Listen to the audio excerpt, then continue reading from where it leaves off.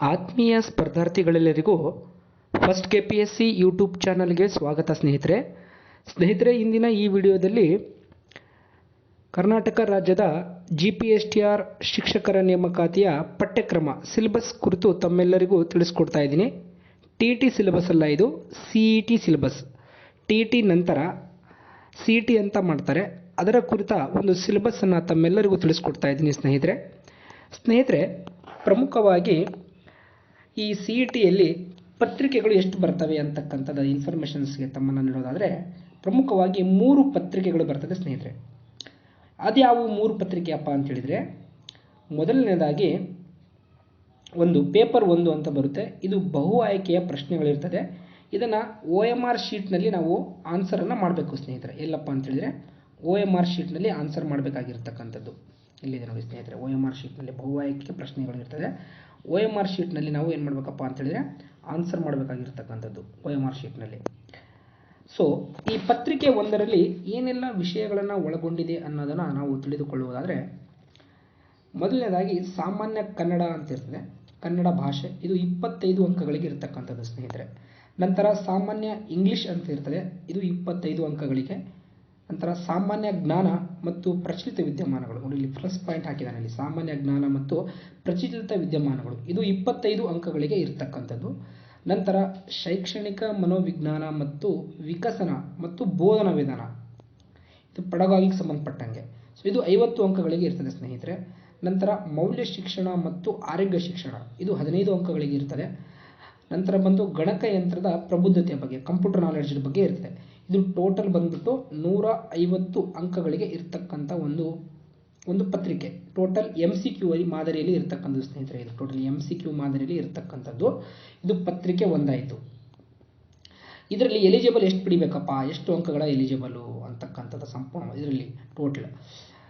ನಂತರ ಬಂದ್ಬಿಟ್ಟು ವಿಷಯ ಮತ್ತು ನಿಗದಿಪಡಿಸಿರುವ ಪೇಪರ್ 2 ವಿಷಯಕ್ಕೆ ಸಂಬಂಧಪಟ್ಟಂತೆ ಅಂದರೆ ಏನಪ್ಪ ಅಂತಂದರೆ, ಕೆಲವೊಬ್ಬರು ಸೈನ್ಸ್ ಟೀಚರ್ ಇರ್ತಾರೆ, ಸೈನ್ಸು ಮ್ಯಾಥ್ಸ್ ಟೀಚರ್ ಇರ್ತಾರೆ, ಇಂಗ್ಲೀಷ್ ಟೀಚರ್ ಇರ್ತಾರೆ, ನಂತರ ಬಂದು ಸೋಷಲ್ ಸೈನ್ಸ್ ಟೀಚರ್ ಇರ್ತಾರೆ. ಅಂಥವರಿಗೆ ನೋಡಿ ಸ್ನೇಹಿತರೆ ಪ್ರಮುಖವಾಗಿ ಏನಪ್ಪ ಅಂತ ಹೇಳಿದ್ರೆ, ಅವರು ಬಂದ್ಬಿಟ್ಟು 50 ಅಂಕಗಳಿಗೆ OMR ಶೀಟ್ನಲ್ಲಿ ಉತ್ತರಿಸೋದು ಇರ್ತದೆ. ಪತ್ರಿಕೆ 2ರಲ್ಲಿ, ಇದು ಪತ್ರಿಕೆ 2 ಬಗ್ಗೆ ಮಾತಾಡ್ತಾ ಇದ್ದೀನಿ. ಇಲ್ಲಿ ಬಂದ್ಬಿಟ್ಟು ಆಯಾ ವಿಷಯದ ಸಂಬಂಧಪಟ್ಟ, ನೀವು ಸೋಷಲ್ ಸೈನ್ಸ್ ಟೀಚರ್ ಆಗಿದ್ರೆ ನಿಮಗೆ ಸಮಾಜ ವಿಜ್ಞಾನ ಪಾಠಗಳಿಗೆ ಸಂಬಂಧಿಸಿದಂತೆ ಇರ್ತಕ್ಕಂಥದ್ದು, ಆಂಗ್ಲ ಭಾಷೆಯ ಶಿಕ್ಷಕರಾಗಿದ್ದರೆ ಆಂಗ್ಲ ಭಾಷೆಗೆ ಸಂಬಂಧಪಟ್ಟಂತೆ, ಗಣಿತ ಮತ್ತು ವಿಜ್ಞಾನ ಶಿಕ್ಷಕರಾಗಿದ್ದರೆ ಗಣಿತ ಮತ್ತು ವಿಜ್ಞಾನಕ್ಕೆ ಸಂಬಂಧಿಸಿದಂತೆ ನಿಮಗೆ ಈ ಪತ್ರಿಕೆ ಇರ್ತಕ್ಕಂಥದ್ದು. ಇಲ್ಲಿ 50 ಅಂಕಗಳು ತಮ್ಮ ವಿಷಯಕ್ಕೆ ಸಂಬಂಧಪಟ್ಟಂತೆ 50 ಅಂಕಗಳಿಗೆ ಇರ್ತದೆ.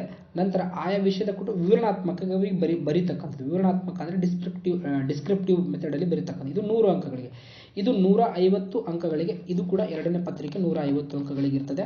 ಇಲ್ಲಿ ಪ್ರಮುಖವಾಗಿ ಗಾದೆ ಮಾತುಗಳಿರ್ಬೋದು, ಒಗಟುಗಳಿರ್ಬೋದು, 2-3 ವಾಕ್ಯದಲ್ಲಿ ಬರೆಯೋದಿರ್ಬೋದು, 4 ಅಂಕದ ಪ್ರಶ್ನೆಗಳು, ಪ್ರಬಂಧಗಳು, ಈ ರೀತಿ ಒಳಗಡೆ 100 ಅಂಕಗಳಿಗೆ ನಾವು ಡಿಸ್ಕ್ರಿಪ್ಟಿವ್ ಮೆಥಡಲ್ಲಿ ಬರೀತಕ್ಕಂಥದ್ದು ಒಂದು 2ನೇ ಪತ್ರಿಕೆಯಲ್ಲಿ ಬರ್ತಕ್ಕಂಥದ್ದು ಸ್ನೇಹಿತರೆ. ಪೇಪರ್ 2ನಲ್ಲಿ ಪ್ರಮುಖವಾಗಿ ಕನಿಷ್ಠ 150 ಅಂಕಗಳೇನಿದೆ, ಇದರಲ್ಲಿ 50% ಅಂಕಗಳನ್ನು ಗಳಿಸುವುದು ಕಡ್ಡಾಯ. ಅಂದರೆ 75 ಅಂಕಗಳನ್ನು ಪಡೀಲೇಬೇಕು 150ಕ್ಕೆ. ಎಲ್ಲಿ 2ನೇ ಪೇಪರಲ್ಲಿ ಕಂಪಲ್ಸರಿ ಪಡೀಲೇಬೇಕು, ಅಂದರೆ ಮಾತ್ರ ನೀವು ಎಲಿಜಿಬಲ್ ಆಗ್ತೀರಾ, ಇಲ್ಲಾಂದರೆ ಎಲಿಜಿಬಲ್ ಆಗ್ಲಿಕ್ಕೆ ಸಾಧ್ಯನೇ ಇಲ್ಲ. ಇದು ಬಂದ್ಬಿಟ್ಟು 2ನೇ ಪತ್ರಿಕೆ. ನಂತರ ಸ್ನೇಹಿತರೆ ಭಾಷಾ ಸಾಮರ್ಥ್ಯ ಪರೀಕ್ಷೆ ಅಂತ ಬರುತ್ತೆ. ಇದು ಬಂದ್ಬಿಟ್ಟು ಯಾರಿಗಿದೆಯಪ್ಪ ಅಂತ ಹೇಳಿದರೆ, ಇಂಗ್ಲೀಷ್ ಶಿಕ್ಷಕರಿಗೆ ಇದಿಲ್ಲ. ಇಂಗ್ಲೀಷ್ ಶಿಕ್ಷಕರನ್ನು ಹೊರತುಪಡಿಸಿ ಯಾರೆಲ್ಲ ಸಮಾಜ ವಿಜ್ಞಾನ ಗಣಿತ ಶಿಕ್ಷಕರಿದ್ದಾರೆ ಅವರಿಗೆ ಇದು ಕಂಪಲ್ಸರಿ ಆಗಿರ್ತಕ್ಕಂಥ ಒಂದು ಪರೀಕ್ಷೆ, ಭಾಷಾ ಸಾಮರ್ಥ್ಯ ಪರೀಕ್ಷೆ. ಇಲ್ಲಿ ಏನಪ್ಪ ಅಂತ ಹೇಳಿದರೆ, ಆಯಾ ಬೋಧನಾ ಮಾಧ್ಯಮದ ಭಾಷಾ ಸಾಮರ್ಥ್ಯ, ಅಂದರೆ ನೀವು ಯಾವ ಒಂದು ಮೆಥಡಲ್ಲಿ, ಅಂದರೆ ಯಾವ ಒಂದು ಮೀಡಿಯಮಲ್ಲಿ ನೀವು ಟೀಚಿಂಗ್ ಮಾಡ್ತೀರಾ ಅದರ ಕುರಿತು ಏನೇನಪ್ಪ ಇರ್ತದೆ, ವಿವರಣಾತ್ಮಕ ಪರೀಕ್ಷೆ. ಅದನ್ನು ಬೋಧಿಸಲು ಏನೇನು ವಿಷಯ ಇರ್ತಪ್ಪ ಅಂದರೆ, ಒಂದು ಭಾಷಾ ಬಳಕೆಯ ಸಾಮರ್ಥ್ಯ, ಗ್ರಹಿಸುವಿಕೆ ಸಾಮರ್ಥ್ಯ, ಶಬ್ದ ಭಂಡಾರ, ಬರವಣಿಗೆ ಸಾಮರ್ಥ್ಯವನ್ನು ಇಲ್ಲಿ ಪರೀಕ್ಷಿಸಲಾಗಿರುತ್ತೆ. ಇದು 100 ಅಂಕಗಳಿಗೆ ಇರ್ತಕ್ಕಂಥ ಒಂದು ಪರೀಕ್ಷೆ. ಇದು ಪೇಪರ್ 3. ಇದು ಯಾರು ಆಪ್ಷನಲ್ ಇಂಗ್ಲೀಷ್ ಟೀಚರ್ ಇರ್ತಿರಲ್ಲ, ಇಂಗ್ಲೀಷ್ ಟೀಚರ್ ಅವರಿಗೆ ಇದು ಒಂದು ಕಂಪಲ್ಸರಿ ಇಲ್ಲ ಸ್ನೇಹಿತರೆ. ಬಟ್ ಸಮಾಜ ವಿಜ್ಞಾನ ಮತ್ತು ಗಣಿತ ಮತ್ತು ವಿಜ್ಞಾನ ಶಿಕ್ಷಕರಿಗೆ ಇದು ಕಂಪಲ್ಸರಿ ಆಗಿರ್ತಕ್ಕಂಥ ಒಂದು ಪತ್ರಿಕೆ. ಯಾವುದಪ್ಪ ಅಂತ ಹೇಳಿದ್ರೆ 3ನೇ ಪತ್ರಿಕೆ ಸ್ನೇಹಿತರೆ. ಇಲ್ಲಿ ನೋಡಿ ಸ್ನೇಹಿತರೆ ಪ್ರಮುಖವಾಗಿ ಒಂದು ಇನ್ಫಾರ್ಮೇಷನ್ ಕೊಟ್ಟಿದ್ದಾರೆ. ಇದರಲ್ಲಿ ಕನಿಷ್ಠ 60 ಅಂಕಗಳನ್ನು ಕಂಪಲ್ಸರಿಯಾಗಿ ಪಡಿಲೇಬೇಕು. ಎಷ್ಟು ಅಂಕಗಳನ್ನು ಅಂದರೆ 60 ಅಂಕಗಳನ್ನು ಕಂಪಲ್ಸರಿಯಾಗಿ ಪಡಿಲೇಬೇಕಾಗಿರ್ತಕ್ಕಂಥ ಒಂದು ಇದಿದೆ, ಎಲಿಜಿಬಿಲಿಟಿ ಇದೆ ಇದಕ್ಕೆ. ಸೊ ನಂತರ ಬಂದ್ಬಿಟ್ಟು ಯಾವ ರೀತಿ ಒಳಗಡೆ ಪ್ರೋಸೆಸ್ ನಡೆಯುತ್ತೆ ಅಂತೇಳಿ ನೋಡಿ ಸ್ನೇಹಿತರಿಗೆ. ಅಭ್ಯರ್ಥಿಗಳು ಮೇಲೆ ನಿಗದಿಪಡಿಸಿದ ಕನಿಷ್ಠ ಅಂಕಗಳನ್ನು ಗಳಿಸದೇ ಇದ್ದಲ್ಲಿ ಆಯ್ಕೆಗೆ ಪರಿಗಣಿಸುವುದಿಲ್ಲ.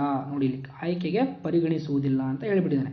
ಸೊ ನಂತರ ಬಂದು ಎಲ್ಲ ಪತ್ರಿಕೆಗಳಲ್ಲಿ ಗಳಿಸಿದ ಅಂಕಗಳನ್ನು ಮೆರಿಟ್ ನಿರ್ಧರಿಸಲು ಪರಿಗಣಿಸಲಾಗುವುದು. ಎಲ್ಲ ಪತ್ರಿಕೆಗಳಲ್ಲಿ ಗಳಿಸಿದ ಅಂಕಗಳನ್ನು ಮೆರಿಟ್ ನಿರ್ಧರಿಸಲು ಪರಿಗಣಿಸಲಾಗುವುದು. ಅಂದರೆ ಆಂಗ್ಲ ಭಾಷೆ ವಿಷಯದ ಹುದ್ದೆಗೆ ಪೇಪರ್ 1 ಮತ್ತು ಪೇಪರ್ 2ರಲ್ಲಿ ಗಳಿಸಿದ ಅಂಕಗಳನ್ನು ಪರಿಗಣಿಸಲಾಗುವುದು.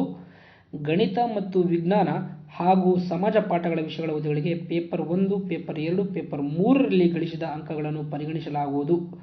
ನೋಡ್ರಿ ಸ್ನೇಹಿತರೆ, ಇಲ್ಲಿ ಸಮಾಜ ವಿಜ್ಞಾನ ಶಿಕ್ಷಕರಿಗೆ 3 ಪತ್ರಿಕೆಗಳಲ್ಲಿ ಪಡೆಯಿರತಕ್ಕಂಥ ಅಂಕಗಳನ್ನು ಮೆರಿಟಿಗೆ ಪರಿಗಣನೆ ಮಾಡ್ತಾರೆ. ಆದರೆ ಆಂಗ್ಲ ಭಾಷಾ ಶಿಕ್ಷಕರಿಗೆ 1 ಮತ್ತು 2 ಪತ್ರಿಕೆಗಳಲ್ಲಿ ಮಾತ್ರ ಒಂದು ಪರಿಗಣನೆಯನ್ನು ತಗೊಂತಾರೆ.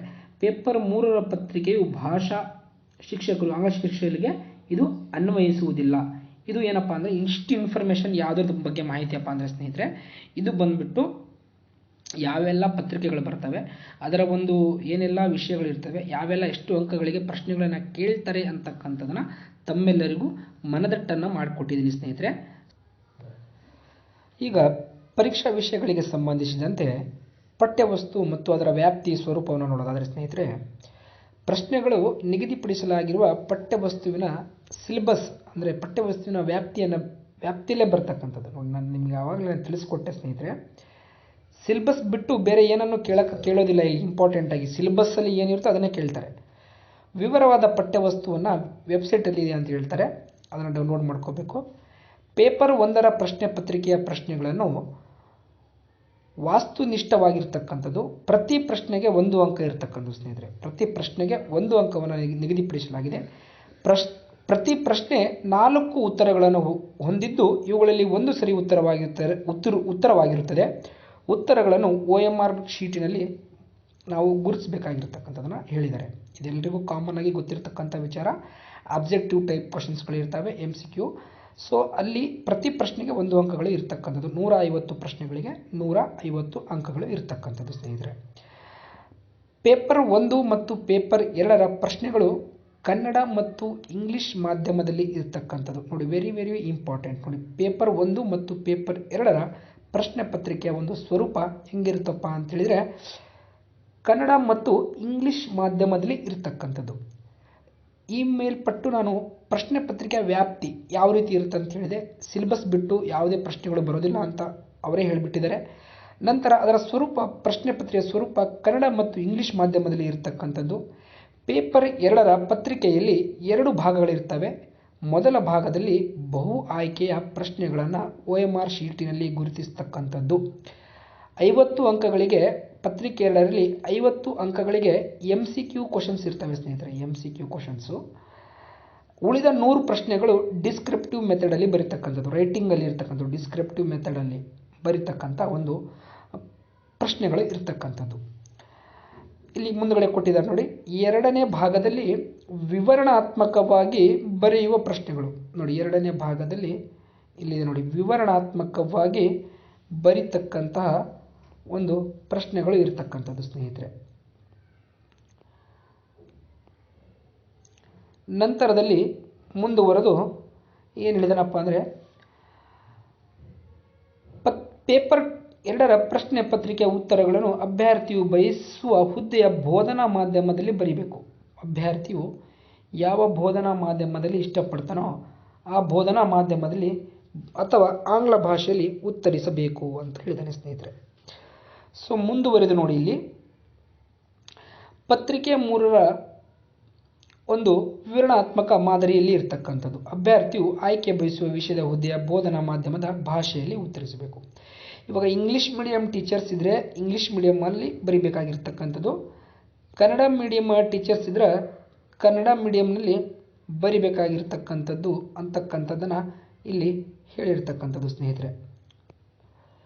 ಸೊ ಮುಂದುವರೆದು ಪ್ರಮುಖವಾಗಿ ಇದಿಷ್ಟು ಒಂದು ಯಾವ ಪತ್ರಿಕೆಗಳು ಬರ್ತದೆ, ಪತ್ರಿಕೆಯ ಸ್ವರೂಪ ಏನೆಂಬುದು, ವ್ಯಾಪ್ತಿ ಏನೆಂಬುದು ತಾವೆಲ್ಲರೂ ತಿಳಿದುಕೊಂಡಿರಿ. ಈಗ ಮುಂದಿನ ಒಂದು ವಿಷಯದ ಸಿಲೆಬಸ್, ಅಂದರೆ ಸಿಲೆಬಸ್ ಯಾವ ಥರ ಪಠ್ಯಕ್ರಮ ಏನೆಲ್ಲ ಇರ್ತದೆ ಅಂತಕ್ಕಂಥದ್ದನ್ನು ತಮ್ಮೆಲ್ಲರಿಗೂ ಪತ್ರಿಕೆ 1ರಲ್ಲಿ ಏನು ಸಿಲೆಬಸ್ ಇರುತ್ತೆ, 2ರಲ್ಲಿ ಏನು ಸಿಲೆಬಸ್ ಇರುತ್ತೆ, 3ರಲ್ಲಿ ಏನು ಸಿಲೆಬಸ್ ಇರ್ತದೆ ಅಂತಕ್ಕಂಥದ್ದನ್ನು ನಮ್ಮ ಮುಂದಿನ ವಿಡಿಯೋ ಭಾಗ 2ರಲ್ಲಿ ತಮ್ಮೆಲ್ಲರಿಗೂ ತಿಳಿಸ್ಕೊಡ್ತೀನಿ ಸ್ನೇಹಿತರೆ.